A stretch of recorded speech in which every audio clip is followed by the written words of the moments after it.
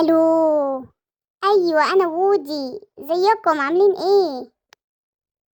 بتقولوا عندكم ولد مش بيرضى يلعب خالص باللعب بتاعته، وكمان طول النهار قاعد على التليفون. اسمه ايه الولد ده؟ طب تحبوا نيجي ناخده انا ولعب اصحابي ونعلمه يلعب بينا ازاي؟ خلاص تمام، هبعتلكوا دلوقتي باص يطير بالعربية بتاعته الجميلة، واخليه يجيب الطفل عندي ونعلمه يلعب باللعب كلها ازاي. مسافة السكة نكون عندكم، عنوانكم ايه؟